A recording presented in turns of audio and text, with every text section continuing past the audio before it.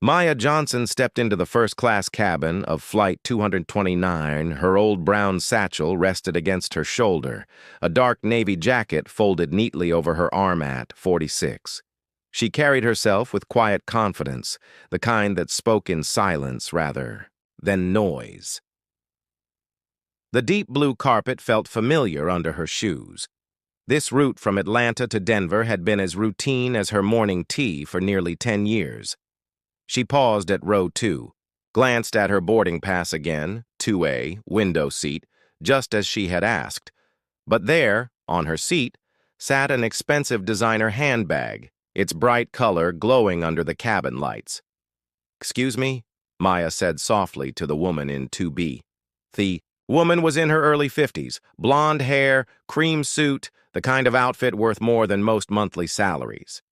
"This is my seat." The woman lifted her eyes slowly from her phone, moving like someone used to being disturbed only by people she deemed important. Her gaze scanned Maya from head to toe. Simple gray trousers, white cotton blouse, then back to her face. A pause, then a smile without warmth. "I don't think so, dear." Her voice dripped with that sweet tone parents use when telling a child, "No, people like you don't sit here." Theichi. Words hung in the air like smoke from a dying flame. Conversations around them grew quiet, as if the cabin itself had stopped breathing. Maya felt her chest tighten, not shock. She had heard this tone before, but disappointment, heavy and sharp, because even here, even now, nothing had changed. She steadied her voice. "Calm and professional. I have my boarding pass right here." "Oh, I'm sure you do," the woman said, not even glancing at it, but clearly there's been some kind of mistake. Other passengers started to notice. A man in a navy suit leaned forward, his curiosity shifting to something closer to expectation.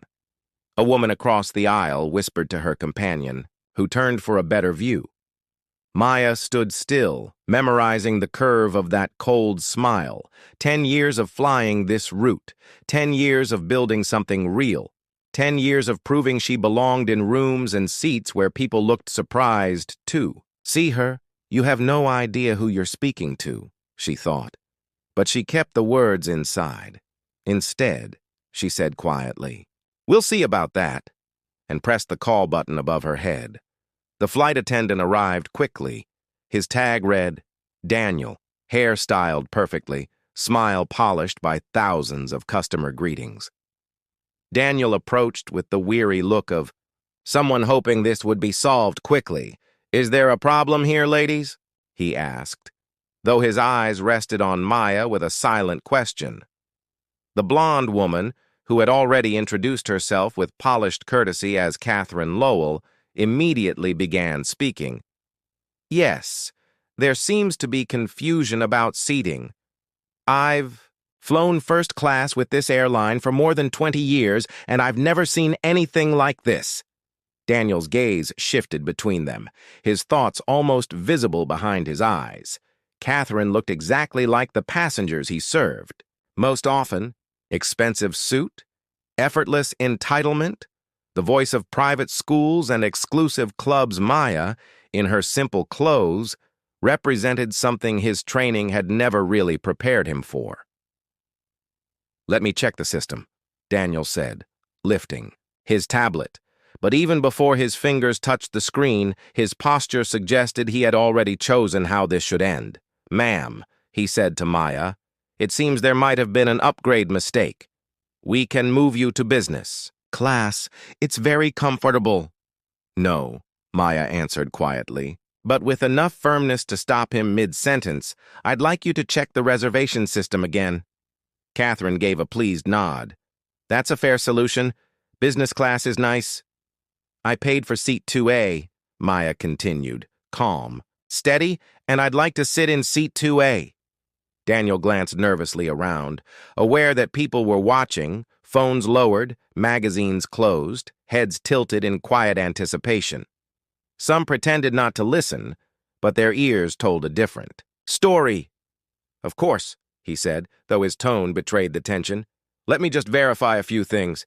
He spent far too long staring at his tablet, glancing at Maya as if she might suddenly admit to some fraud. Finally, he asked, "Could I see your boarding pass and ID?" Maya handed them over without a word. She had learned long ago that patience and documents spoke louder than anger. While he inspected them with the caution usually reserved for forgeries, she quietly tapped her phone, activating the voice. "Recorder." "Everything appears to be in order," Daniel said at last, his voice almost disappointed. "But I'll need to call my supervisor to handle this properly." Catherine smiled, the smile of someone certain the world would bend. To her side? "That sounds perfectly reasonable. Standards matter." Maya leaned back against the bulkhead, her eyes scanning the cabin with the same care others used when studying priceless art.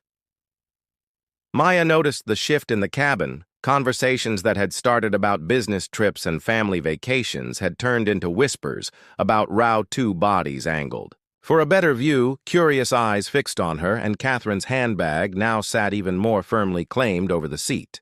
Like a flag planted on occupied ground, 10 years. Maya thought, 10 years of flying this exact route, often in this very seat. 10 years of building a company that employed thousands, including people who now doubted her right to sit here. But patience had always been her sharpest weapon. She could wait. The supervisor Daniel had called arrived soon after. Her name tag read Elena, silver streaks in her hair, the posture of someone who had spent decades smoothing conflicts in tight spaces. Her steps carried the tired precision of a veteran negotiator. But Maya noticed how Elena's eyes went straight to Catherine first, as if a silent ranking had been established before words were even spoken. "I understand there's a seating issue," Elena said, her tone wrapped in professional neutrality, the kind of neutrality that pretends not to choose sides, while already having chosen one. Catherine straightened her shoulders, slipping into the role of the reasonable customer caught in an unreasonable mess. "I just don't know how a mix-up like this happens. I've been a platinum member for 15 years. My company spends nearly $1 million with this airline every year." Elena nodded with the kind of sympathy reserved for profitable passengers, then turned to Maya with a different look, polite on the surface, but carrying the same doubt Maya had met too many times before. "Ma'am, I'll need to see your ID again, along with the credit card used to buy this ticket." The words landed like a challenge around them. The attention sharpened. A businessman 2 rows back lowered his magazine, pretending no more woman across. The aisle angled her phone just enough that it seemed she might be recording. "You didn't ask her for her credit card," Maya said quietly, nodding toward Catherine. Elena's smile thinned, almost invisible. "This is just standard procedure when ticket validity is in question." "Are there questions about validity?" Maya asked. Steady calm, because Daniel already verified my boarding pass and my ID. "Well, yes, but..." "But what?" The words were spoken softly, so softly Elena leaned closer to catch them. There was something in Maya's tone, not anger, not aggression, but the quiet authority of someone who had been here before and had learned exactly how to navigate these waters. Catherine, sensing the conversation was slipping away from her, added her own observation. "I think what we're all trying to understand is how someone like you ended up in a first-class seat. I mean, no offense, but you don't exactly look like you belong here." The words struck the cabin like stones dropped into still water. Every whisper stopped. Even the flight attendants paused in their routines, silence settling, heavy in the air. Maya turned her full attention to Catherine for the first time since their initial exchange. She studied her face carefully, with the kind of steady gaze that made Catherine shift uneasily in her seat. "My situation?" Maya repeated. "Well, you know what I mean." "Actually, I don't. Could you be more specific?" Catherine's cheeks flushed. Her eyes darted to the watching passengers, aware the tone of the conversation had changed. "I just meant, economically," she said weakly. "People usually dress differently when they can actually afford first class." "I see," Maya replied, calm, conversational. And how exactly should someone who can afford first class be dressed? You know what I mean, Catherine repeated, but her voice carried less conviction. I'm afraid I don't, Maya said gently. Perhaps you could enlighten me. The silence that followed was heavy. Passengers became aware of the hum of air conditioning, the clatter of ground crew, the faint creak of the plane. Elena looked like she would rather vanish than stand there another second. Finally, an older man 3 rows back spoke up. Look, we all paid good money for these seats. We shouldn't have to deal with this drama. Several passengers murmured their agreement. A woman near the front called out, Can't we just resolve this and take off already? Maya felt the weight of collective impatience pressing against her, the sense that her presence alone was now an inconvenience. But alongside it, she felt something sharper, colder. The patience of someone who had spent years facing down people. Who underestimated her, she pulled out her phone and sent a short text. Prepare for possible PR issue. Flight 229 to Denver. Update soon. Then she looked at Elena. I'd like to speak with the captain. Elena's expression shifted from discomfort to alarm. Ma'am, that won't be necessary. Let's try to handle this between us. I'd like to speak with the captain, Maya repeated, her tone leaving no room for debate. Catherine watched, confidence flickering into something like triumph, as if Maya's firmness confirmed her suspicions. You know what? I think we should be honest, she said loudly. Some people just try to play the system, and when they're caught, they create a scene hoping others will back down. A ripple of agreement moved through the cabin. The businessman who had been listening in nodded. Exactly. There are protocols for a reason. Protocols, Maya echoed, her voice calm but sharp. That's an interesting choice of words. She stood slowly, moving with deliberate calm to the overhead bin. She retrieved a small leather portfolio, opened it briefly, enough for Elena to glimpse business cards and official-looking papers. Then she closed it again before any detail could be read. These protocols, Maya continued, settling back into the temporary aisle seat Elena had offered. Do they apply equally to every passenger? Of course they do, Elena answered, though the certainty in her voice was fading. So if I asked you to verify Mrs. Lowell's ID and credit card, you'd be happy to do that as well? Well, that's different. How is it different? Maya pressed. Elena glanced at Catherine, whose confidence was beginning to falter. She's a known passenger. She flies with us regularly, Elena said.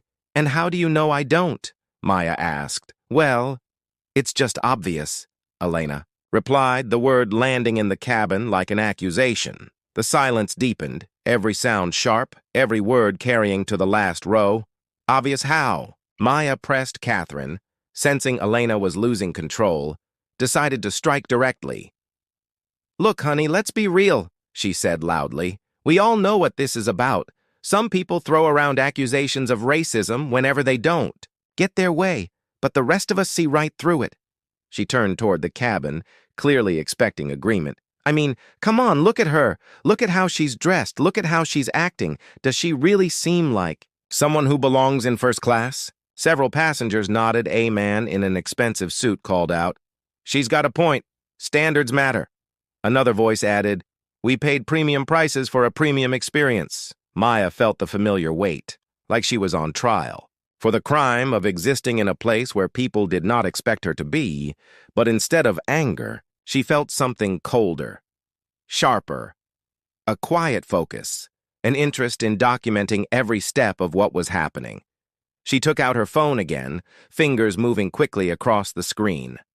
Document Discrimination Incident Flight 229. Multiple witnesses. Audio recording confirmed. Prepare legal team for immediate review after landing. Catherine noticed, her voice rising. Are you recording this? You can't record people without permission. Actually, Maya replied without looking up, in Colorado only one party has to consent to recording a conversation. I consent. This is harassment, Catherine snapped. Attendant, I want this woman removed from the plane immediately. Elena looked panicked, out of her depth. Let me... Let me call security, she stammered. Yes, Catherine said triumphantly. Call security. Let them sort this out. Maya finished her message, then looked up calmly. That's an excellent idea, she said softly. I think it's time.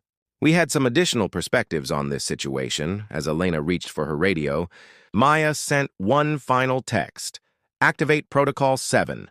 Board meeting in 15 minutes. Full documentation required. The die was cast. The next 20 minutes unfolded like a slow, deliberate performance, authority and resistance circling one another. Maya. At the center of it all, steady, unshaken security arrived. 2 officers stepping into the cabin, a young black woman, Officer Harris, and an older white man, Officer Walker. Their presence changed the air instantly. What had been tense whispers became something heavier, official, unavoidable. Catherine straightened in her seat, clearly energized by their arrival. She slipped into her role once more, the picture of reason in an unreasonable situation. Officers, thank you for coming, Catherine said quickly. This woman has been causing a disturbance, refusing to move to her proper seat, and now she's recording people without permission. Officer Harris turned toward Maya, her face professional but carrying a trace of empathy. Ma'am, can you explain your side? I'm sitting in the seat I paid for, Maya answered calmly. I have my boarding pass and ID. I've been asked to show extra documents that no one else was asked to provide. When I questioned why, I was accused of gaming the system and told I don't belong here. She handed over her pass, and Identification Officer Harris checked them carefully, then passed them to Officer Walker. The assignment looks correct, Walker said after glancing at Elena's tablet. Well, obviously there's been a computer mistake, Catherine interrupted. These things happen. The important thing is to settle this quickly so we can all move on. But the cabin had changed. People weren't just observing. They were choosing sides, some openly, others with folded arms, angled bodies, exchanged looks. From business class, a couple had stepped forward, an Asian American man and woman in their 40s. The woman spoke first. Excuse me, but we've been watching. It's clear what's happening here. She showed her boarding pass and ID. Why is she being treated differently? Thank you, but no one asked for your opinion, Catherine snapped. This doesn't concern you. Actually, it does, the man replied quietly. We've faced this kind of treatment before. We recognize it. Catherine's face flushed with anger. Oh, please, now you're ganging up on me. This is exactly what I'm talking about. Certain people always stick together and make everything about race. What certain people? The woman asked firmly. You know exactly what I mean, do we? She pressed. By now, passengers in economy were craning their necks, trying to see what was happening. Phones were out everywhere, cameras raised, some recording. At least one person live streaming the scene. Catherine, realizing the narrative, was slipping from her hands, stood up. She turned toward the cabin, her voice louder, her words sharp. I want everyone to see what's happening here. I'm being attacked and harassed, Catherine announced loudly, all because I pointed out that there are standards for first-class travel. I've been loyal to this airline for years, and this is how I'm treated when I raise a legitimate concern. She pulled out her phone and began filming herself. My name is Catherine Lowell, and I'm being discriminated against on Flight 229 because I dared to question why someone who clearly doesn't belong in first class is trying to take my seat. Your seat? Maya asked, quietly. The seat next to mine. You know what I meant. Actually, I don't think I do, Maya replied. Catherine turned her phone toward Maya. Ladies and gentlemen, this is what we're dealing with. Someone who thinks she can bully her way into first class, then play the victim when she's called out. Her live stream buzzed with notifications, viewers piling in by the second. She glanced at the screen and smiled with satisfaction. Hundreds of people are watching this. They can see exactly what's happening. Officer Harris stepped in between them. Ma'am, I need you to stop recording and sit down. Why should I stop? I have rights. Yes, you do, Harris replied firmly. And so does everyone else on this plane. Right now, you're creating a disturbance. I'm creating a disturbance? Catherine snapped. She's the one who started all this. Maya, who had been calm and observant, finally spoke up. Officer Harris, I'd like to file a formal complaint for discriminatory treatment by airline staff. Ma'am, we'll absolutely help you file that once we handle the immediate situation, Harris replied. Actually, Maya said, glancing at her phone that had been buzzing nonstop, I think the situation is about to resolve itself as, if on cue, the captain's voice came over the intercom. Ladies and gentlemen, this is Captain Reynolds. We'll be experiencing a brief delay while we address an urgent situation. I apologize for the inconvenience. Catherine's face lit up with triumph. Finally, someone with authority is going to handle this properly. For the first time since boarding, Maya smiled. It wasn't a warm smile. Yes, she said softly. Someone with authority. The intercom crackled again, but this time it wasn't the captain. A deeper voice filled the cabin, older, more authoritative, the cadence of someone used to addressing entire halls of people. Ladies and gentlemen, this is David Langston, Chief Executive Officer of SkyConnect Airlines. I apologize for this unusual interruption, but I must address a very serious matter that has come to my attention on Flight 229. The cabin fell silent, every head turning. Even Catherine lowering her phone as confusion flickered across her face. It has been reported that a passenger has been subjected to discriminatory treatment by staff and harassment by other passengers. This passenger is Ms. Maya Johnson, who serves as chairwoman and chief executive officer of Johnson Global.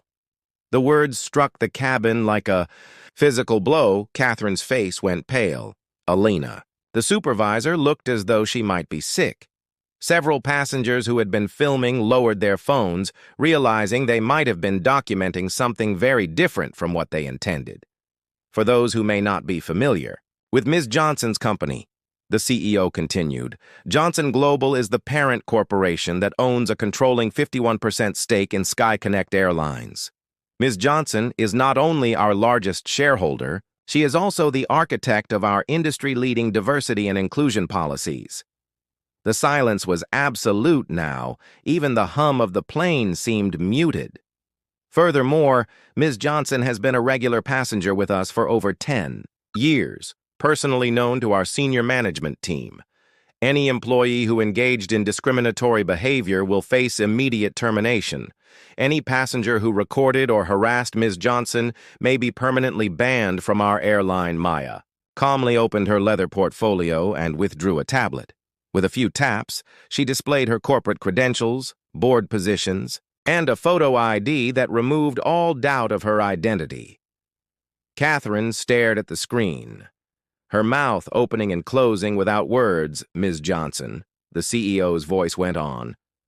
On behalf of everyone at SkyConnect Airlines, I offer our most sincere apologies. A full investigation into this incident will begin immediately. Officer Harris, who had been observing carefully, stepped closer. Ma'am, is there anything you need from us at this point? Maya looked around the cabin, her eyes moving across the faces of those who had been so quick to judge. Catherine kept her gaze down, unable to meet anyone's eyes. The businessman who had lectured about standards was staring at his own. Alina looked like she was experiencing what could only be described as a career-ending realization, I think, Maya said quietly. The situation is well in hand.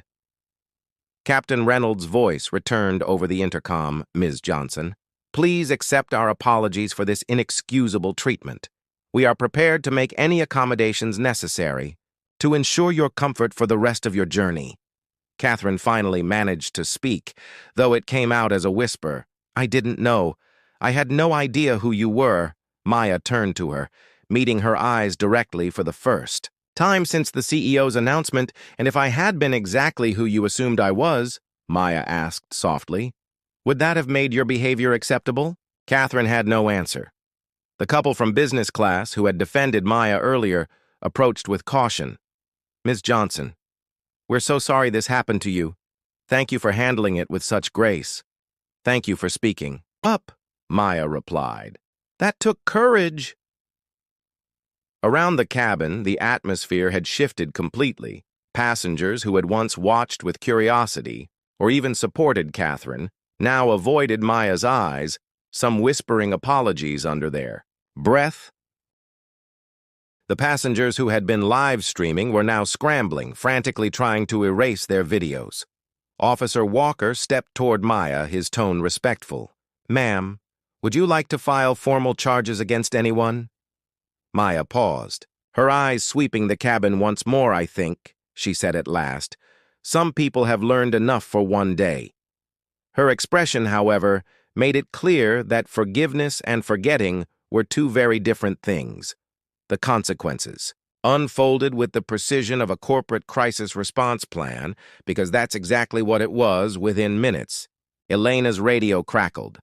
The voice on the other end was crisp, professional, final. "Miss Patterson, your employment with SkyConnect Airlines is terminated effective immediately.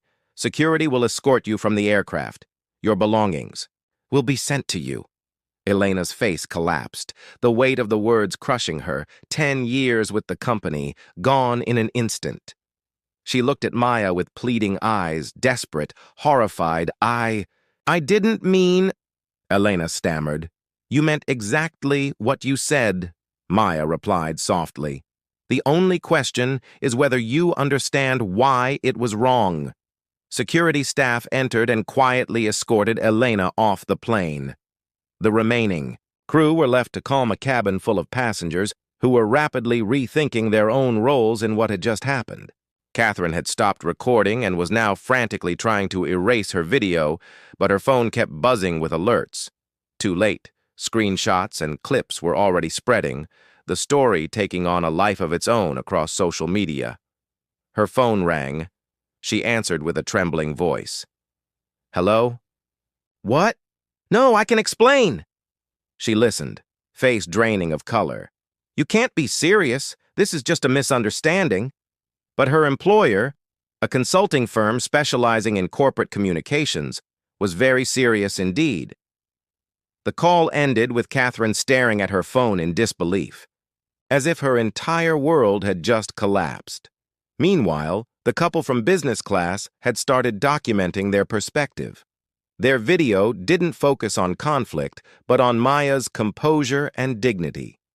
"This is what leadership looks like," the woman said into her camera, grace under pressure, and the wisdom to know that true power never needs to shout. And Nancy, the lawyer who had once supported Catherine, was facing her own unraveling. Her live stream had reached thousands, including colleagues from her law firm. Her phone buzzed with urgent messages from her managing partner. "I need to make a statement," Nancy muttered almost to herself. "This has all been taken out of context." "What context would make this appropriate?" asked the businessman who had once backed Catherine, now desperate to distance himself. Nancy had no answer. Maya's phone had been buzzing non-stop, but she ignored it, choosing instead to watch the unraveling of the human drama around her. Finally, she answered a call. "Yes, I'm fine," she said softly. "No, I don't think legal action is necessary at this point. Yes, I understand the PR implications. No, I want to handle the statement myself." She ended the call and looked around the cabin. What had begun as a space of casual luxury now felt like a courtroom after a decisive verdict. Captain Reynolds appeared at the doorway. His pilots, uniform neat, his expression carrying the weight of clear instructions from above. "Ms. Johnson," he said with genuine respect, "I want to personally apologize for what you've experienced today. This is not who we are as an airline, and certainly not how we treat our most valued stakeholders." Maya nodded graciously. "Thank you, Captain. I appreciate that. We'd like to offer you our corporate jet for the rest of your journey, if that would be acceptable." "That's very kind," Maya replied, easing back into seat 2A with a faint smile. "But I think I'll stay right here. After all, I did pay for this seat." Catherine, listening in mounting horror, finally understood the scope of her mistake. This wasn't just embarrassment or even the loss of a job. Her behavior was now a permanent record, one that would follow her for the rest of her career. The irony was sharp. In trying to humiliate someone she thought beneath her, Catherine had instead given a lesson in how power really works in the modern world. Real power had been sitting quietly beside her the entire time, waiting to see how far ignorance and prejudice would be allowed to run. As it turned out, not very far at all. 2 hours later, as Flight 229 reached cruising altitude, Maya was still the most talked-about passenger in first class, though for very different reasons than when she had boarded. The cabin was quieter now, passengers either pretending to sleep, burying themselves in work, or scrolling through their phones where the story was spreading fast across social media. The airplane incident was trending. But not in the way Catherine had intended. A flight attendant, one who hadn't been part of the earlier chaos, approached Maya carefully. "Ms. Johnson, is there anything I can get for you?" "Actually, yes," Maya said thoughtfully. "Could you ask if any of the passengers would like to have a conversation about what happened today? Not for cameras or social media, just a conversation." Word spread quickly. Within minutes, several passengers gathered near her seat. The Asian-American couple was there. The businessman who had once supported Catherine, but now looked regretful. Even a few curious passengers from business class had joined. The atmosphere had shifted. This wasn't about conflict anymore. It was about reflection. "I want to be clear about something," Maya began, her voice steady but carrying easily in the intimate circle around her. "Today wasn't about me being powerful enough to push back. Today was about exposing the systemic problems that people of color face every single day, without the resources to fight them." She looked around, meeting each person's eyes in turn. "I was fortunate to be in a position where discrimination carried consequences for the people practicing it. But most people aren't in that position. Most people are forced to absorb the humiliation and move on." The businessman shifted uncomfortably. "I guess I never thought about it that way. That's the problem," Maya said gently. "People don't think about it until they're forced to see it right in front of them. And even then, it's easier to believe there must be some reasonable explanation instead of admitting what's really happening." A woman from business class raised her hand cautiously. "What should we have done?" she asked. "I mean, those of us who saw it happening but didn't know how to step in?" "You speak up," said the Asian-American woman firmly. "Even when it's uncomfortable. Especially when it's uncomfortable," Maya nodded. "Discrimination survives in silence. It depends on bystanders deciding it's not their problem, or that it's safer not to get involved, or assuming someone else will handle it." She lifted her tablet and displayed a press release already live on the Johnson Global website. "We're launching a new initiative today," she said. "Anonymous reporting systems for discrimination across all our companies, whistleblower protection for employees, and mandatory bias training for anyone in management." "You're turning this into something positive," the businessman observed. "I'm turning it into something useful," Maya corrected. "My grandmother cleaned airplanes for 40 years and never sat in first class. Today I fly first class because representation in boardrooms matters, but it only matters if we use that representation to change systems, not just to protect ourselves." She rose from her seat, addressing the larger group that had gathered. "Every interaction is a choice. You can perpetuate bias or challenge it. You can stay silent when you witness discrimination, or you can speak up. You can assume someone doesn't belong because of how they look, or you can examine why you made that assumption." The conversation stretched on for nearly an hour. Passengers shared their own stories, asked questions they'd never thought to ask before. It wasn't perfect. There were moments of discomfort, even defensiveness, but it was real in a way airplane conversations almost never are. As the plane began its descent into Denver, Maya returned to her seat and looked out the window at the city rising below. In a few hours, the story would be in the news cycle by tomorrow. It might be a case study in business schools by next week. It could become corporate training material. But right now, it was simply a reminder that change happens, one conversation at a time, one choice at a time, One person deciding to be better than they were yesterday. As Flight 229 touched down, Maya gathered her belongings with the same quiet composure she had carried through the ordeal. The other passengers watched her with a mix of respect, curiosity, and, in some cases, genuine remorse for the assumptions they had made earlier.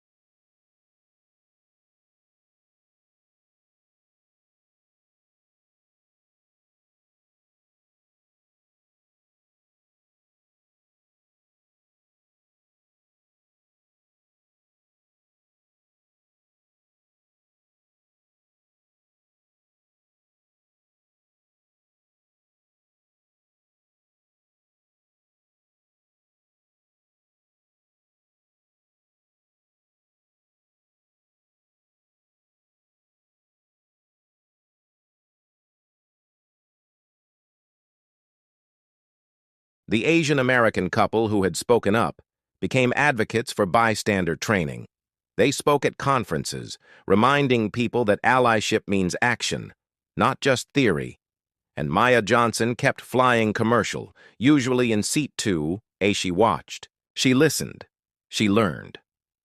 Sometimes she was surprised how one simple conversation on a plane could change how people think about power, about privilege, about choice. In interviews, she shared the same message. It was never about revenge. It was about revelation, revealing the systems that allow bias to grow, revealing the assumptions that keep discrimination alive, choosing instead to build something better in their place. After all, she said, the seat you try to deny someone today might belong to your future boss tomorrow. But more importantly, it belongs to a human being today. And that alone should be enough. To choose dignity, to choose justice, to choose better every single day.